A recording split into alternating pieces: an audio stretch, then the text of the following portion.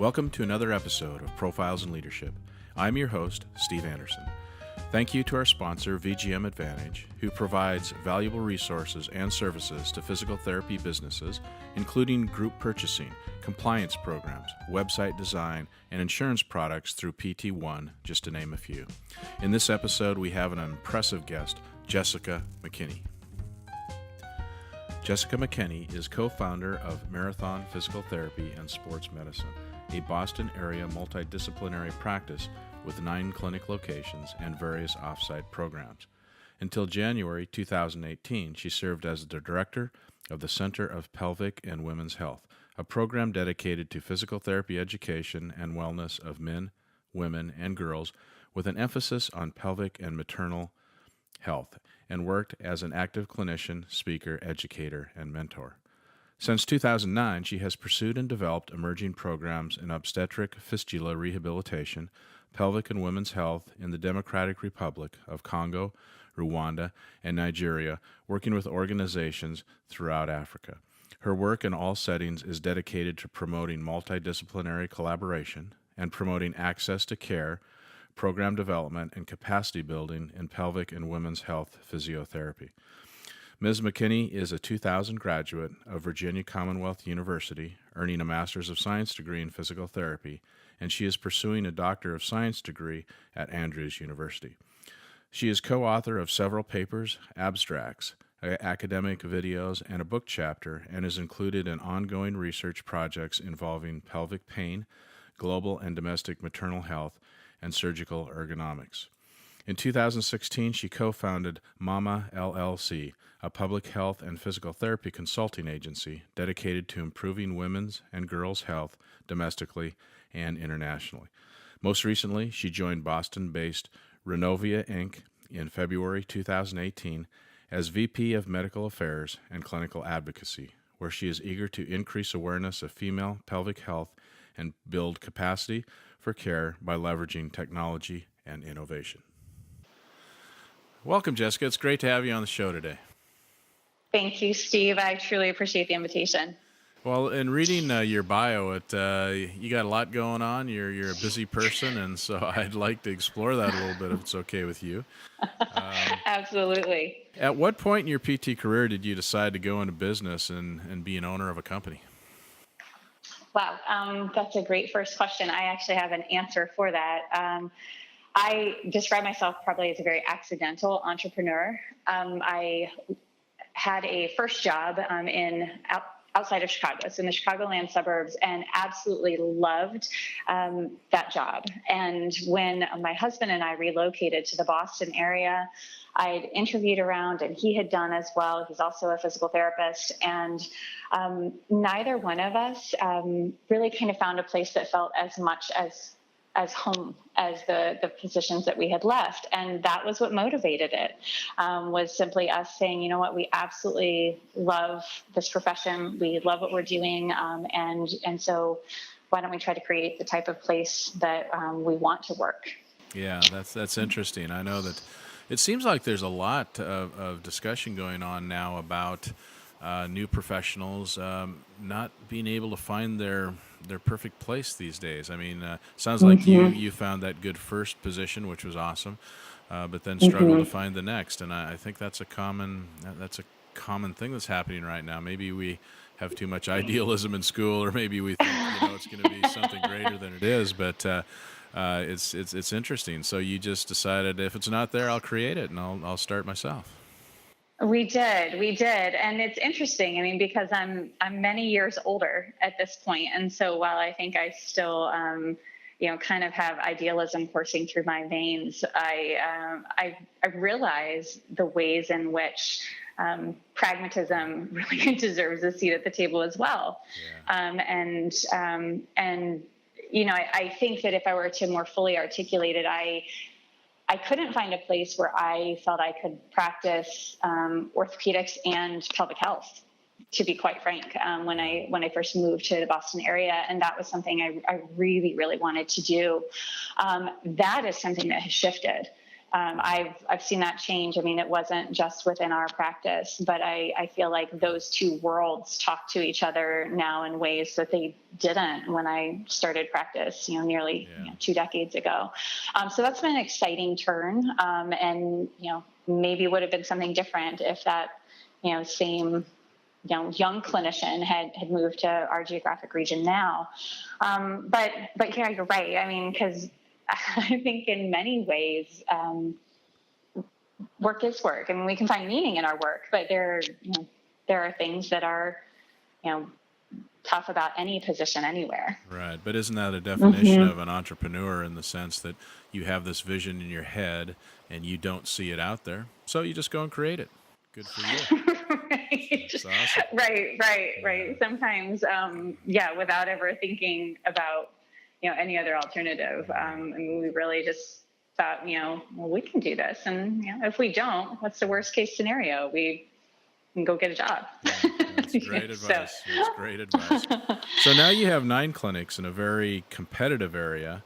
So what opportunities did you see that others might miss? So, as you just said, as a new grad, you might come out and say, oh gosh, this is quite an uphill battle here to create something in this competitive area of Boston. So what did you see? What enabled you to go from nothing to 9 clinics now? Right. Wow. I think there are a few different factors, and I don't know if those would be the factors for anyone who was looking to enter our space, here in Boston or anywhere else today. But at the time that we did, one piece was that we truly wanted outpatient, kind of classic community-based PT centers that incorporated pelvic and women's health. So that was really, really important. And we didn't see that around, so that was distinctive. Another was becoming involved with local school systems and the community through road races and running clubs, and having athletic trainers and a robust sports medicine program to work with local schools, and through that to build relationships with the community. That was not really kind of in my wheelhouse within the practice per se, but I think that that's been a big part of driving its growth. And then another thing that we were always really committed to was professional development. And I know I left a job that was very supportive of that, and I didn't want to be in solo clinical practice. I wanted to have a group of people who were senior to me and junior to me by years, and to learn from everyone, and to be able to host professional development opportunities to continue to develop. And so those are a few of the things that I think were pretty key and fundamental to our vision for the practice from day one, that have remained consistent over time. And I mean, I've seen a lot of change in the field, and I can't imagine how much it's going to keep changing, but those are definitely, those for us were fundamental building blocks and really common themes. Yeah, I think that you attract a different type of person who really embraces that wanting to learn and grow. And, through that professional development and leadership training and all those things that, there's a lot of continuing ed out there, but there's not as much leadership training. There's not as much mentoring and coaching and those type of things. So if you can provide an environment for new professionals to get into, I think that's a real desirable place to work. Oh, well, thanks. We tried. Yeah. So now you also have gotten involved and do a lot of work in Africa. And I'm curious to know how that really got started, and then it seems like it's grown a lot to where you're spending quite a bit of time doing that. So share with us what you do in Africa. Yeah, thanks. So that actually was something that was an area of interest for me before PT school. Frankly, I attempted to go actually to Congo, where I do most of our work, in 97. And there was some political turmoil, and I didn't end up there at the time. And then I don't know how else to describe it, except that I just feel very hardwired to do that. There was no other seminal experience. There's nothing I can point to. I just feel like I always wanted to do that.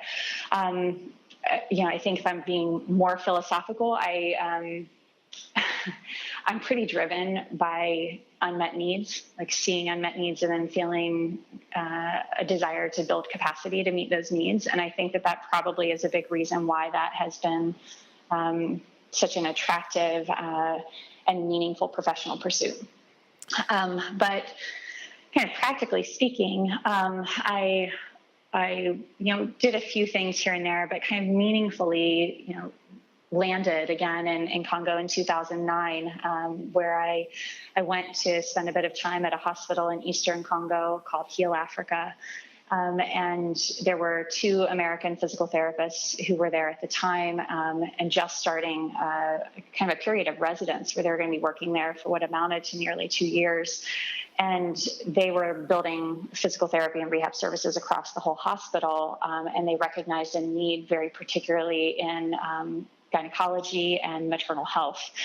And I became connected with them in that capacity. So I spent time with them physically and then a significant amount of time remotely providing coaching and mentoring and development of teaching and training materials to supplement their work on the ground for the 2 years that they were there.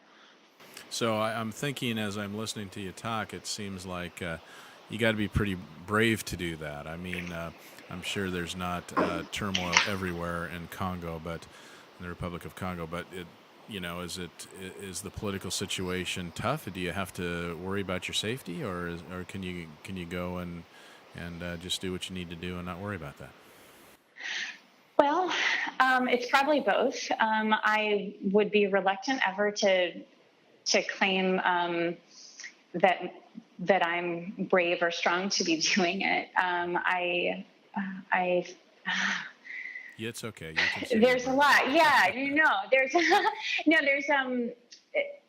there's a lot to deal with. The magnanimity of the impact of the ongoing insecurity there and the way that has affected the health system and the degree of poverty that you see and the kind of the scale of physical injury and lack of access to care is so confrontational. I mean, it is probably hear like there's emotion in my voice. It's really hard to wrap my head around and trying to articulate it.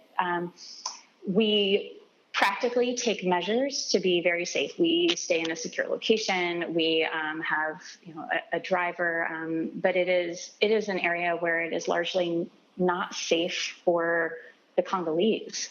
And many of the healthcare providers that we are there to partner with and serve are putting themselves more at risk than anything we could ever do. And I just truly feel humbled, and I feel a huge responsibility to try to tell their stories and honor their stories, and to be whatever type of support we can be for them, because I feel like they certainly take on far more risk and hardship than anything that we ever do. Yeah. So it's just listening to you talk and what you said about the enormity of the problem. How do you feel like you're making a difference? Is it hard? Is it hard to wrap your head around? Mm-hmm. Totally. It is.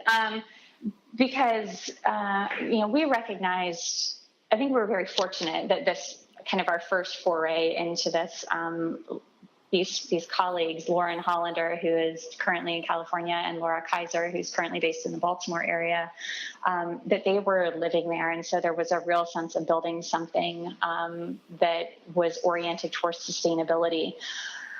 In 2013, we shifted our efforts over to another hospital, also in Eastern Congo, called Pansy Hospital. And they have a community-based foundation that provides services to a lot of women and girls and that are survivors of sexual violence. So there can be psychosocial and emotional trauma, and occasionally physical trauma that is associated with that healing, as well as women who have severe injuries as a result of childbirth. And they have one physical therapist for the entire hospital. So, to go in and to feel like our time is at all, well spent and of service to them, really takes a reorienting around getting to know the system itself, getting to know the people that are there day in and day out, and finding out what their needs are. And so, it's kind of like we show up with, a toolbox, if you will, and try to figure out, where do you need these tools? So a lot of our efforts are going towards staff development.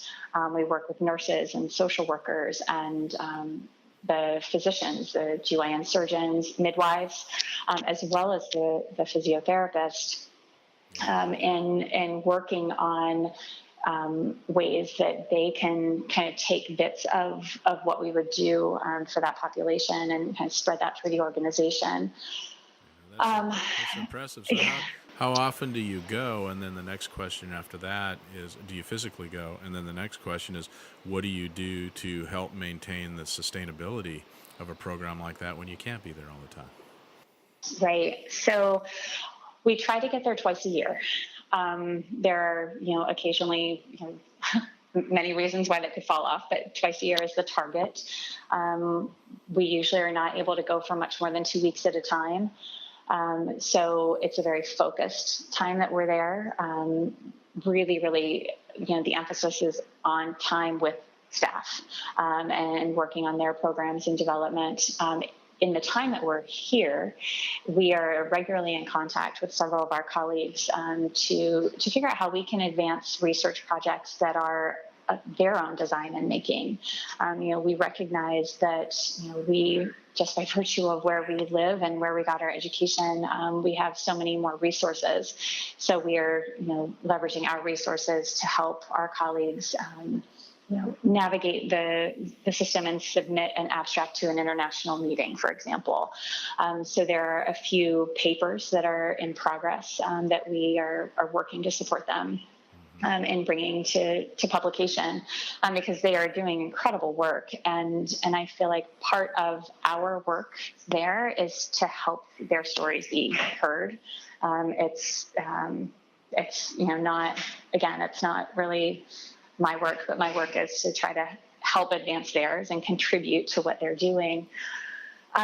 One exciting thing that we've been able to do is work in concert with a large NGO called Engender Health. They are active in many, many countries across the world and have a history of efforts in maternal health and specifically in care for fistula, a really complicated injury that occurs during childbirth, largely when people don't have access to care. It's a real complicated scenario, but substantial childbirth injury. And they have a program called Fistula Care Plus, where they have supported training and awareness and surgical efforts. But fortunately, that program was headed by a urogynecologist, and she really believed in the importance of rehabilitation. So has brought us in periodically as consultants during the time of that project. So we've spent some time at a few other facilities teaching, but as they wrap up, they're supporting us writing a field manual for really like physiotherapy training for maternal health and GYN issues, that is written geared toward the community health worker.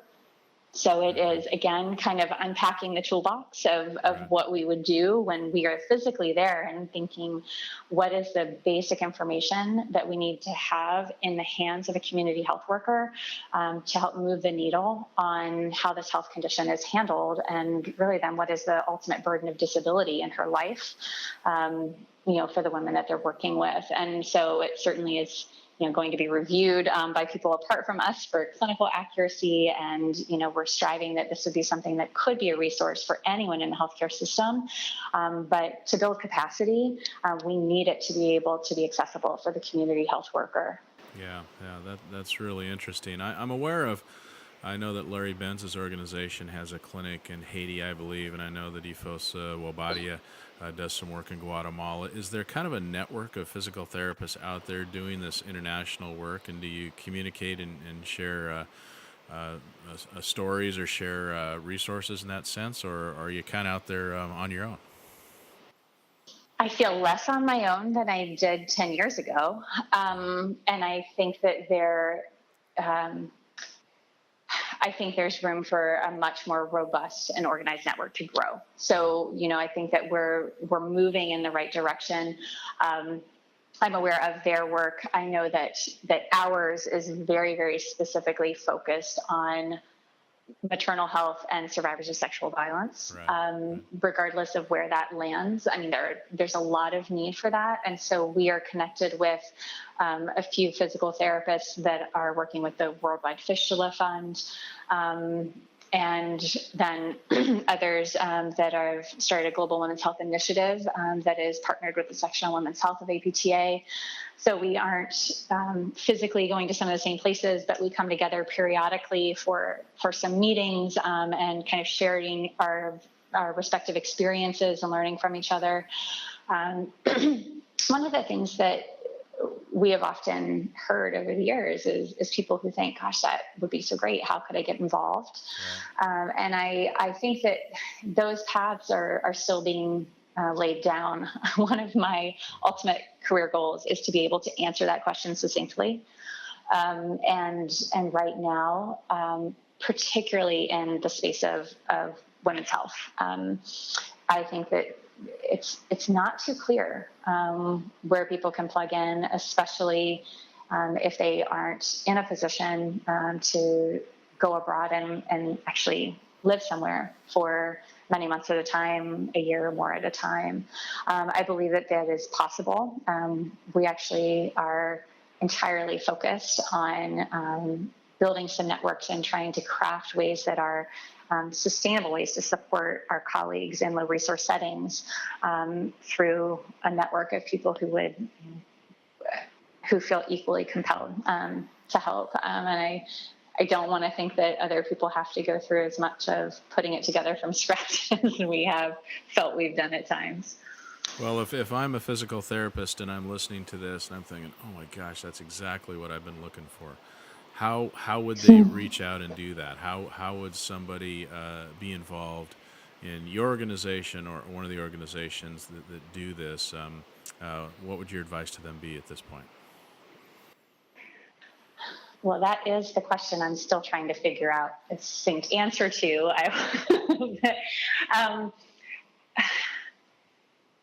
I would say to look at a few international groups. So Handicap International would be one. WCPT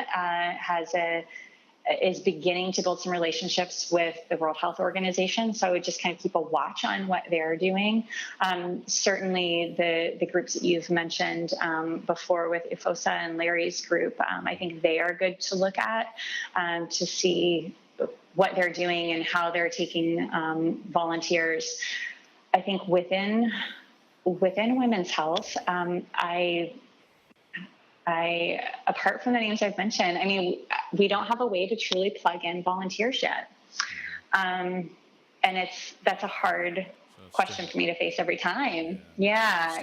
And it is. And I feel like I'm aware that I'm doing an interview and I want to have all the right answers. And that is when I have really struggled with that. It's not that I'm not trying to find an answer, but the honest thing is I don't know. It's still a work in progress. Well, it's interesting that you say that, because one of the, what I think is a real pillar of leadership is being able to and willing to admit when you don't know. So you don't know. So that's good. We're working on it, right? So, there we go. So going back to, kind of the leadership part of all this, what have you learned in your charity work that helps you in the business when you come back home? Oh, that's a great question.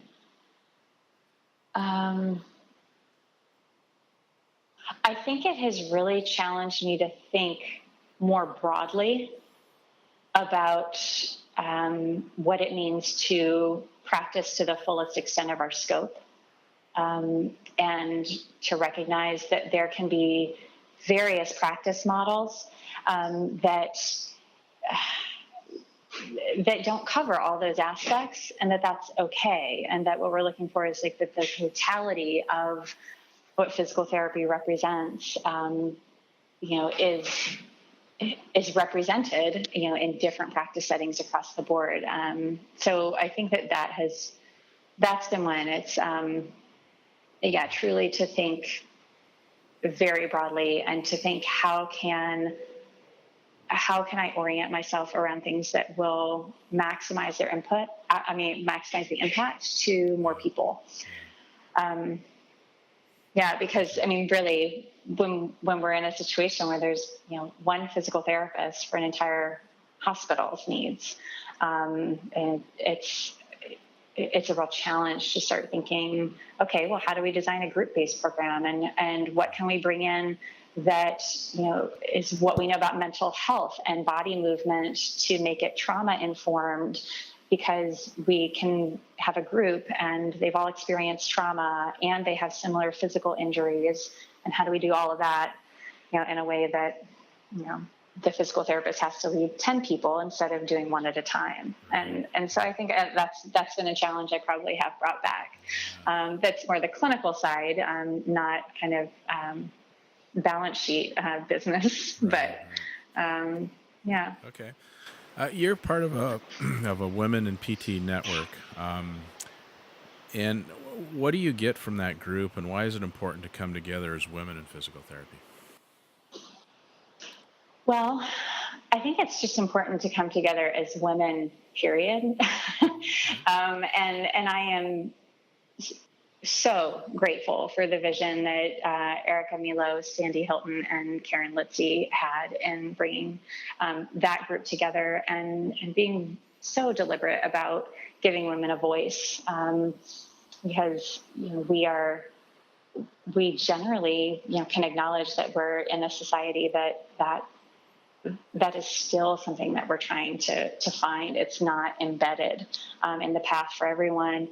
And I think that it's so, they've created a safe space for being able to acknowledge fears. You talked about saying you don't always know the answers can be an example of leadership, but I think being able to be honest and say, I'm really not, I'm fearful of taking this next step, and to share that with a group of people who aren't judging you for having done that. It doesn't feel like a space where you have to have it all figured out. And I value that. And I just think that, we are in a time, probably anybody maybe say they've been in a time, but I just think that we really need to value all the voices that we have in society, and that includes within our profession.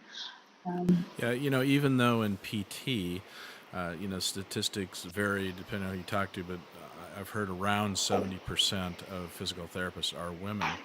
But do you see a bias when it comes to who speaks at conferences, who's active on social media or gets that social media exposure, and positions of leadership? Is there a bias towards men in those areas? It feels like it. Yeah, it does. It does. I can't, cite statistics to back me up on that, but it definitely feels like it. And it feels, that if you have a way of communication that doesn't match that kind of classic, even more masculine way of communicating, that it doesn't have as much of a place. Yeah, that's interesting. Yeah. Okay. You've also, with one of the many things that you've done, started a foundation called Mama LLC, and you did that in 2016. So what is the mission of that organization, and who do you hope to reach, and who do you hope to serve? So in short, I think the mission of that is to be able to answer eventually the question you asked earlier, where I said I don't know where to direct people who want to be involved in the type of work we do internationally. So Laura Kaiser and I met in Congo. We've continued to really work together since that time in 2009 to advance this and to have this be something that it starts to build more momentum and have just more substance to it. All of our kind of collective international health work. And so we were debating, well, do we need to form a nonprofit? What do we do to organize it? And so we felt that collectively we kind of had a unique perspective on physical therapy and public health and how they intersect. And we're really starting to see ways that happened both domestically and internationally. And so we really decided to just kind of pull our resources together and form a consulting group called Mama LLC. It was named Mama, really inspired by the work that we have done primarily in Congo, where Mama is just a term of endearment for the women who care for women. Mm-hmm. So whether they are, their biological mothers or not, and it felt like the thing around which we were the most oriented, as much as our work was moving in different directions. So it's through that group that we are now working with Engender Health to produce this training manual, and also through that group that we have some contacts with industry and are working with folks kind of on the women's health industry side here in the U.S., just bringing a different type of perspective, that is, the unique way that I think of, a physical therapist is trained to look at the health condition and its impact on a person and how we work within systems to create the greatest good from that. So that sounds great. Yeah. Thanks. So you hold a position of Vice President of Medical Affairs and Clinical Advocacy at Renovia, Inc. How did that opportunity come about, and how do you fit that into everything else you're doing? My goodness. Yeah, serendipity. I think that always plays a big role in things. So I was approached probably a year and a half ago by the clinical founder of the company and their current CEO and chief commercial officer to introduce me to this technology. They said that they had for treating primarily urinary incontinence in women. And I've been in this space and I've seen a lot of devices come my way, and this was truly different in its form factor. So it was a different way of putting the sensors together, different sensors altogether that detected motion instead of some of the other ways we look at biofeedback modalities in the pelvic floor. And they also were incredibly visionary. That struck me. They were saying, we think that this is a space that just has been deprived of innovation and really needs a lot of attention. And, we have the opportunity to leverage, technology through both new form factors and different types of sensor technologies that have ever been used in the space before with a digital health platform. So not just an app that would count sets and reps, that one that is truly designed to be therapeutic and a therapy enhancer.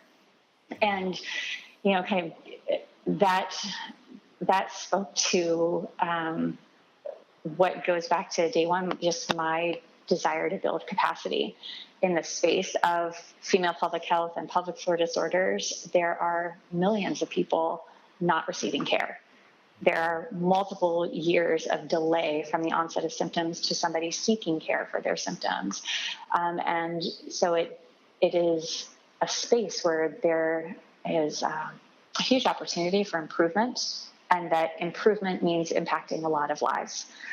And so I was engaged with them for well over a year as a consultant to the company, helping them as they were evaluating, well, what products would we develop and how are we thinking about this?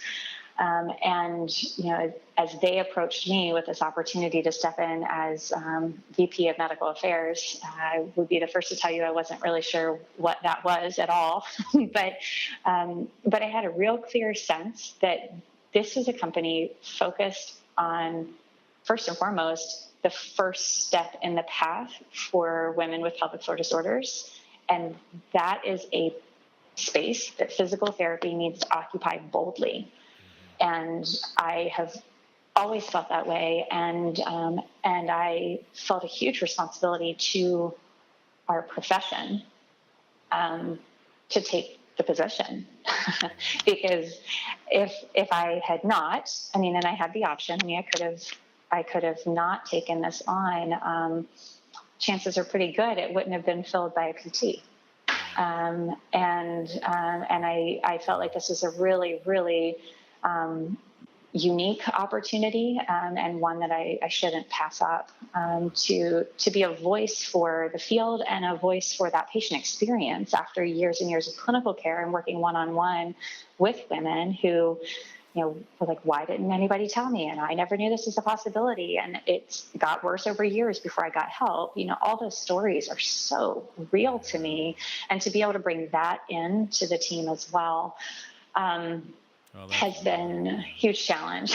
Well, that's good for you, because one of the things that I see that I'm always perplexed, and this is men and women in physical therapy, is that there are so many I should back up. There are so few PTs in these leadership roles within healthcare companies or systems outside of patient care.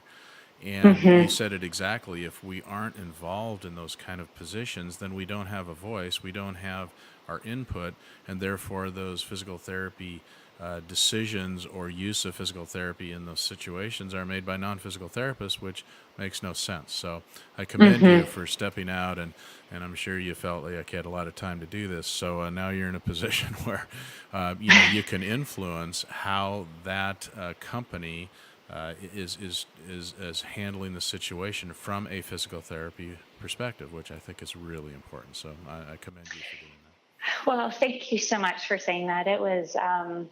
It was not an easy decision to come to. It's one that I feel is the right decision, 100%.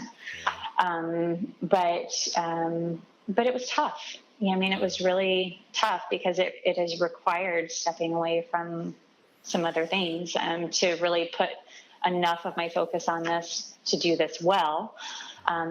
But I want to see it succeed. I just feel like I've spent years out there, like, kind of churning through, and yes, we're excellent when we see people in clinical care, but there's so many people we're not seeing, that we really need to figure out how we leverage kind of everything available to us through the technology side to enhance access to care. And I have the really unique and wonderful privilege of being able to get to do this with our chief medical officer is a urogynecologist who I met in her fellowship. So we have been colleagues and friends for about 15 years, and entered into these two positions pretty much at the same time. And she is a huge champion for physical therapy, as kind of her entire field is. And so we've got purpose with a capital P wrapped up on coming to work every day. That must, I'm thinking, listening to you talk, that must drive you and your colleagues in women's health crazy when you see so many ads on TV that, really all you need is absorbent undergarment and all your problems are solved. That must drive you crazy. Right. When they say, it's not a big deal, it's really not a big deal. And it's, no, that's actually for her to decide. She can decide if it's a big deal, and you can only do that if you know what all your options are. You need to make an informed decision. Exactly. So help us figure out, not in great detail, but just give me an idea of your day-to-day. Do you still treat patients some? Do you still run your business with 9 clinics some? You're this VP some? What's your week look like? So I am currently not treating patients, and I haven't for several months. I would like to carve that back out, but have set that aside now in order to get my feet under me in the new position at Renovia. Yeah. My husband, Alex McKinney, so he is working with the rest of the leadership team at Marathon. So I've really stepped away from that. I remain an owner and have a heart for that company, of course. But we've really made a division there so that, he and the rest of the team there are steering that ship. And that's great. So, I think the international work that I talked about, that still gets fit in, sometimes late nights after work.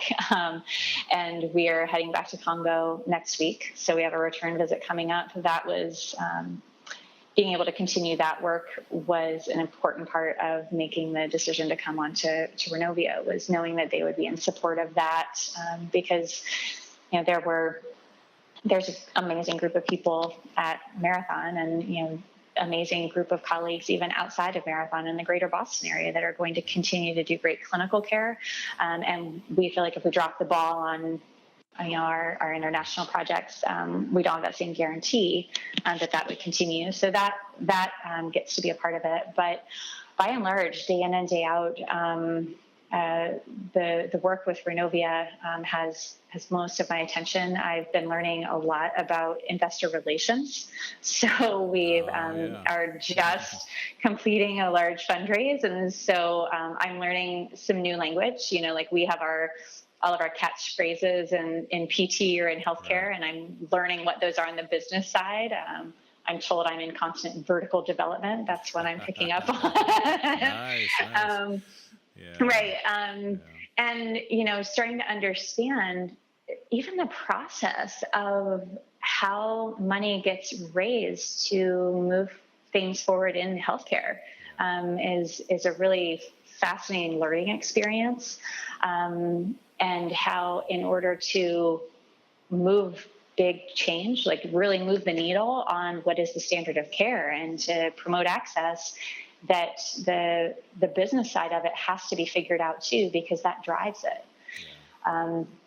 Well, I think it's an amazing part of what you're doing, and you glossed over it quickly, but since this is a podcast about leadership, I just want to go back to the fact that the people at Marathon allowing you to spread your wings and do this and supporting you in doing that. But let's not forget that's a company that you built and you created and you developed leadership in. So that's a real tribute to you too. So congratulations on that. So when you look back, or when your family looks back at your career, and what do you hope that they say and tell their peers what you did or what you do?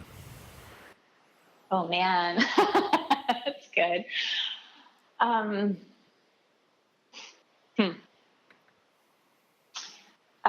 know I didn't prepare you for that. I just hit you. No, you didn't. So I'm sorry for wasting valuable podcast seconds by fine. Delaying and thinking.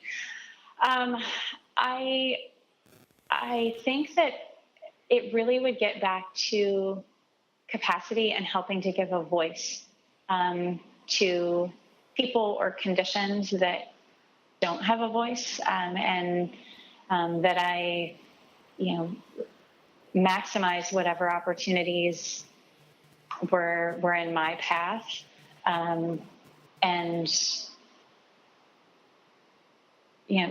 use those to try to help others move forward as well.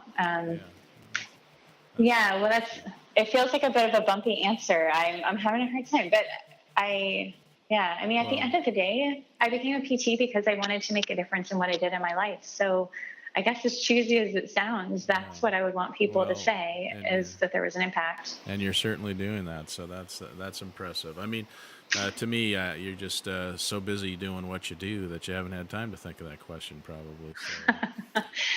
So, and I hope that people will forgive me for the mistakes I make along the way, right? Wow. I mean, because it's easy to get on and have a conversation and say, gosh, these are all the highlights, and I really love that I did this. And there are a lot of ways that I've fallen down and skinned my knees, and things I wish I could do differently. And but those are all part of the process. So I hope that that'd be another thing. Well, if we can all agree that we learn more from our failures than we do our successes, then obviously those that have done a lot have made a lot of mistakes. So that's a given. So that's for sure. Yes. So as we wind down here, usually what I do is I ask my guests, relating to leadership, what would be your pearl of wisdom to our listeners today?